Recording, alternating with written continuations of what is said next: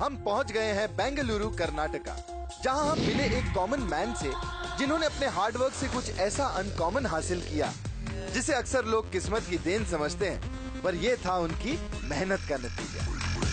मिलिए रमेश बाबू से, जिन्होंने अपने करियर की शुरुआत की घरों घरों में न्यूज़पेपर बेचने से, जिनकी मां ने दूसरों के घरों में काम करके अपने बच्चों को पढ़ाया, पर आज उनके हार्ड वर्क और स्ट्रॉन्ग डिटर्मिनेशन की वजह से उन्होंने हासिल किया अपना स्टेटस सिंबल।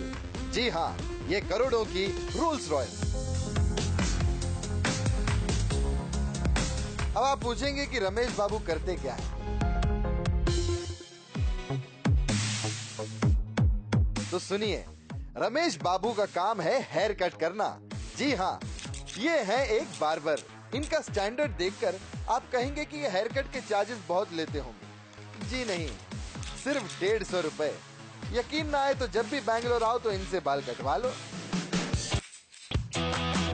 रमेश बाबू के पास सिर्फ रोल्स रॉयस ही नहीं, बल्कि 378 से भी ज्यादा गाड़ियां हैं, जिनमें से 120 लग्जरी कार्स हैं। एक्चुअली सैलून बिजनेस के अलावा रमेश बाबू कार रेंटल बिजनेस भी रन करते हैं, और वो कौन कौन सी गाड़ियां रेंट पे देते हैं, आइए जरा उन्हीं से जान लेते हैं। Mercedes, BMW, Audi, Jaguar, Rolls Royce, हर ब्रांड की गाड़ी मेरे पास है। आप इस गलत फहमी में मत रहिएगा कि ये सब चीजें उन्हें विरासत में मिली हैं। ये सब इनके खून पसीने की कमाई है। मैंने 14 साल की उम्र से ही काम करना शुरू कर दिया था। सुबह उठकर मैं लोगों के घर में दूध सप्लाई करता था, न्यूज़पेपर सप्लाई करता था, और दूध और न्यूज़पेपर सप्लाई करने के काम से मैं महीने के 100 रुपए कमा लेता था। 100 रुपए मिल रहा था, 100 रुपीज। पिताजी के सैलून बिजनेस को उनके गुजर जाने के बाद चाचा रन करते थे, पर रमेश जी कुछ बड़ा करना चाहते थे, और 18 साल की उम्र में ही उन्होंने सैलून बिजनेस की जिम्मेदारी अपने कंधों पर ले ली। मेरी दुकान पे इतने कस्टमर्स आ जाते थे कि कभी कभी हेयर कटिंग के लिए मैं सुबह 6 बजे से रात के 2 बजे तक काम करता था, और कई बार तो अगली सुबह तक। एक्चुअली रमेश बाबू सिर्फ सैलून बिजनेस से सेटिस्फाइड नहीं थे, उन्हें कुछ करना था और बहुत आगे बढ़ना था, और आगे बढ़ना है तो मेहनत के साथ साथ सोच और शौक भी बड़े रखने होंगे। इसलिए 1993 में उन्होंने पर्सनल यूज के लिए पहली कार मारुति ओमनी लोन पे खरीदी, पर उसमें भी एक ट्विस्ट आ गया।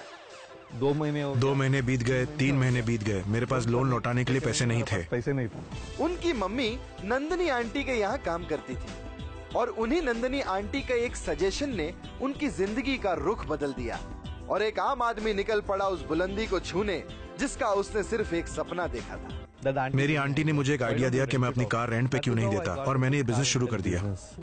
जब रमेश ने बिजनेस शुरू किया उस वक्त ड्राइवर्स नहीं मिला करते थे, वो खुद गाड़ी चलाता था, और धीरे धीरे उसने बिजनेस बढ़ाया। और 3.5 करोड़ की कार में किंग रोल्स रॉयस खरीदने का ख्याल कब आया आपको रमेश बाबू?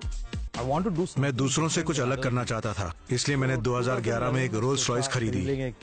रोल्स रॉयस को भी वो पर डे 50,000 रेंट पर देते हैं। आप सोच रहे होंगे कि इतनी लग्जरी कार्स के मालिक आज भी हेयर कट करते हैं। एक्चुअली उनका मानना है यही उनका मेन बिजनेस है, और ये बिजनेस वो नहीं छोड़ सकते। आज वो एक successful car rental business run कर रहे हैं।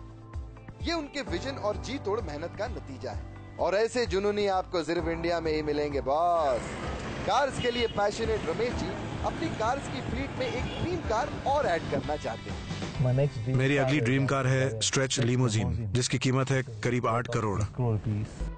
एक आम जिंदगी को शान भरी लाइफ में ट्रांसफॉर्म करने का हुनर, और 21 सालों की कड़ी मेहनत के बाद जिंदगी के इस मकाम तक पहुंचना, वाकई रमेश जी यंग जनरेशन के लिए एक इंस्पिरेशन है। और वो एक ही चीज कहते हैं कि डिटर्मिनेशन और हार्ड वर्क ही लाइफ की वो कंघी और कैची है जिसे आप अपने सक्सेस की स्टाइलिंग कर सकते हैं।